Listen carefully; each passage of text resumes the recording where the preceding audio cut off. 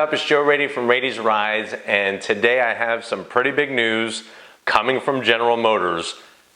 It's all about that mid-engine C8 Corvette. Now, first of all, General Motors has gone ahead and applied for the trademark to the name Zora.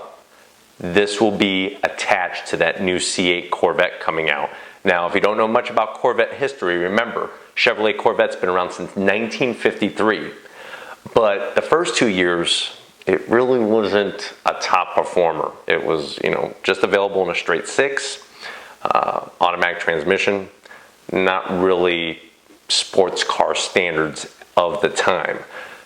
When Zora came on board with the Corvette team and whatnot, he's the one that got the V8 over, and that's why in 1955 you had your option. You could go with the straight six or you could get the V8. So Corvette has had a V8 ever since 1955, and that's why, to me, Zora is really the true father of the Corvette. I know Bill Mitchell and Harley Earl and all that kind of stuff, but for me, Zora Arkus Duntov is the father of Corvette, and that's why General Motors has chosen that name to put and attach to the C8. Also, Zora was a big proponent for the mid-engine Corvette. So this isn't something new, this mid-engine Corvette thing. There has been a lot of talk of a potential mid-engine Corvette for a very long time. There was even talk of, once upon a time, there being a mid-engine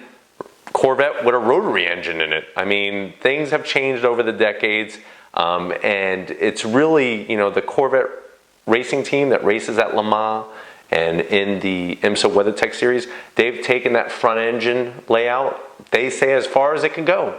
And if they're going to compete with the likes of Ferrari and Porsche and some of the other manufacturers, that for them to continue, it needs to have a mid-engine. Now, the big question is still, are they going to run two separate models? Are they going to run this mid-engine Zora Corvette and have a traditional front-engine Corvette? That's been a lot of talk in the beginning. It seems like Chevrolet is probably not going to do that. So that is going to be a big factor, because you have a lot of people who are Corvette aficionados, and they know the Corvette as being a front-engine V8 kind of car. So that's going to be something different. It's sort of like when Porsche with the 911 switched to water-cooled from air-cooled. And in the beginning, there were a lot of people that were against it. They were going nuts. They were burning posters of Porsches and all that kind of stuff. No, they weren't going that crazy, but they really seriously were upset. Eventually they saw, hey, you could actually get more power from the flat six in its water-cooled form. So is that going to be the same thing, where we see that there's a greater performance advantage from having a mid-engine Corvette than having that big, huge V8 out over the front of the car? Obviously, there's a handling benefit you're going to get from that, no doubt about it. Now, we don't know much about cost. We also just recently found out that General Motors has decided to postpone unveiling the C8 about 6 months. They say there's 6 months of work that they need to do that they're behind on, because they were expected to bring it to Detroit this month, and that's going to be a no-go. Now, we also have some new information about power plants, and this is where it gets a little interesting. So the C8 is going to have 3 different engine options, according to General Motors. The base engine is going to be the LT1. It's going to be massaged a little bit. That pushrod engine is going to be massaged to put out 600 horsepower. Pretty substantial, especially from a pushrod engine, and no supercharger. That's all naturally aspirated. Then the next option is going to be a dual overhead cam V8 with a flat plane crankshaft. Same thing from like the GT350, the Shelby GT350, and a lot of other European supercar exotics like Ferrari and whatnot. That allows the engine to rev higher. So that's going to be something that's all new.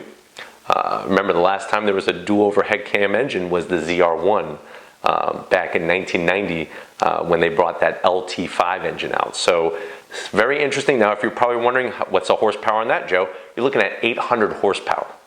800 horsepower. And if that's not enough, there's going to be a third option. This one's going to be a hybrid. No, not like a Prius, more like a McLaren P1 or a LaFerrari. And basically what you're looking at is you'll have that engine, that dual overhead cam engine, putting out 800 horsepower. They're going to put some electric motors on the front, and it's going to be all-wheel drive, obviously, and you're looking at additional 200 horsepower from those electric motors, so a total combined 1,000 horsepower in the new C8 Chevrolet Corvette, the Zora, which it's probably going to be called. So very interesting times for Chevrolet and General Motors. It's going to be interesting to see when exactly they do the public unveiling and what new information we're going to have. If you're wondering, well, what about shifting? Am I going to have my 7-speed manual gearbox? You're not even going to have your 10-speed automatic gearbox or 8-speed or any of that. You're actually going to have an 8-speed dual clutch transmission. So that's more getting in alignment with McLaren and Ferrari and whatnot, having that dual clutch setup, getting those lightning fast shifts, and no manual transmission options. So I don't know how you feel about that. It'd be nice to have variety and have options, I would think. But it's going to be interesting. I think really the biggest factor is, what about price?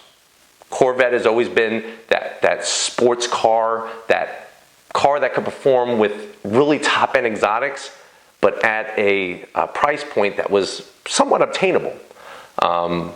It's going to be interesting where we go with that. So definitely stay tuned to Rady's Rides. I will bring you more updates on the C8 and the Zora Corvette.